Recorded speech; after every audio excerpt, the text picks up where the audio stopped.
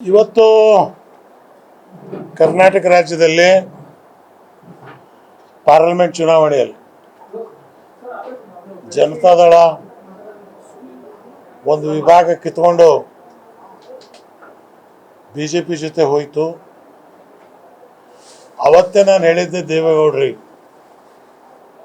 ಕೇಶವಕೃಪದಲ್ಲಿ ನಿಮಗೆ ಗೌರವ ಸಿಗಲ್ಲ, ನೀವು ಬಸವಕೃಪದಾಗಿದ್ದರೆ ನಿಮಗೆ ಗೌರವ ಅಂತ.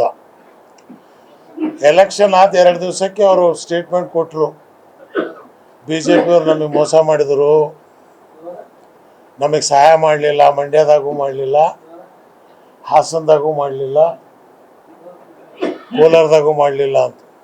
ದುರ್ದೈವ, ಈ ರಾಜ್ಯದಲ್ಲಿ ಒಂದು 3ನೇ ಶಕ್ತಿಯನ್ನು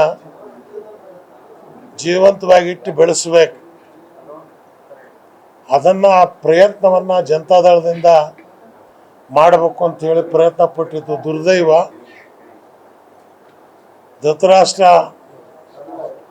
ಯಾವ ರೀತಿ ಮಹಾಭಾರತದಲ್ಲಿ ಪುತ್ರ ವ್ಯಾಮೋಹದಲ್ಲಿ ಬಲಿ ಆಗ್ತಾರೋ ಹಾಗೆ ಕರ್ನಾಟಕದ ಹಿತವನ್ನು ಬಲಿ ಕೊಟ್ಟರು. ಅದರ ಪರಿಣಾಮ ಏನಾಯಿತು ಅಂತ ನೀವು 2 ದಿವಸದಿಂದ ಟಿ ವಿಯಾಗಿ ನೋಡ್ತಾ ಇದ್ದೀರಿ.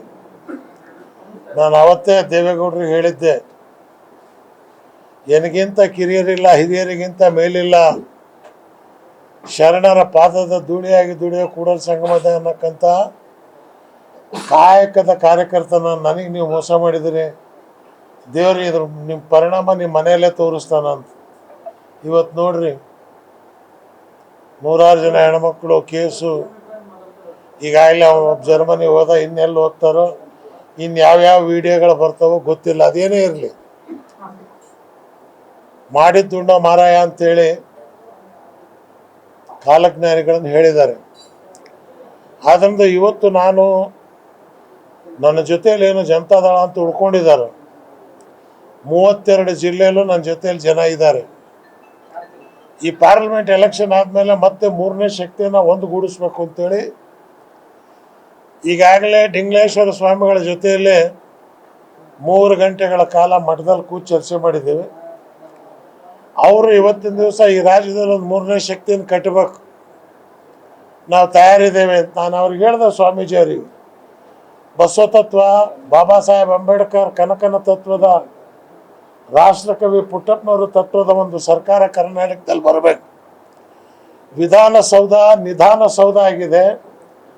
ಆ ವಿಧಾನಸೌಧ ಹೋಗಿ ಬಸವಸೌಧ ಎಂದಾಗತ್ತೋ ಅಂದೇ ಕರ್ನಾಟಕದ ಕಲ್ಯಾಣ ಆಗ್ತಕ್ಕಂಥದ್ದಕ್ಕೆ ಸಾಧ್ಯ. ಕರ್ನಾಟಕದ ನೆಲ, ಕರ್ನಾಟಕದ ಜಲ, ಕರ್ನಾಟಕದ ಉಸಿರು ಇವತ್ತು ಕೇಳ್ತಕ್ಕಂಥವ್ರಿಗೆ ಯಾರೂ ಇಲ್ಲ.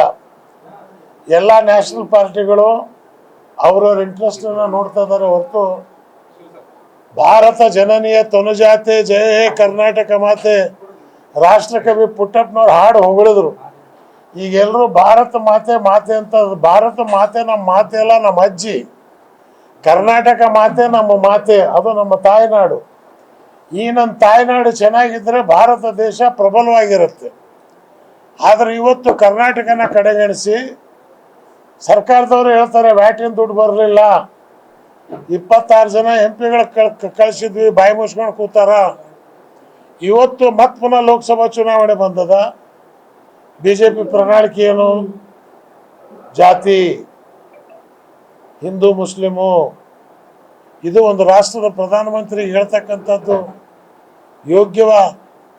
ಅಟಲ್ ಬಿಹಾರಿ ವಾಜಪೇಯಿ ಅವರು ಪ್ರಧಾನಮಂತ್ರಿ ಆಗಿದ್ದರು, ಅವ್ರ ಮಾತು ಹೇಗಿರ್ತಿತ್ತು? ಪಂಡಿತ್ ನೆಹರು, ಲಾಲ್ ಬಹದ್ದೂರ್ ಶಾಸ್ತ್ರಿ, ಇಂದಿರಾ ಗಾಂಧಿ, ರಾಜೀವ್ ಗಾಂಧಿ ಮಾತುಗಳು ಹೇಗಿರ್ತಿತ್ತು?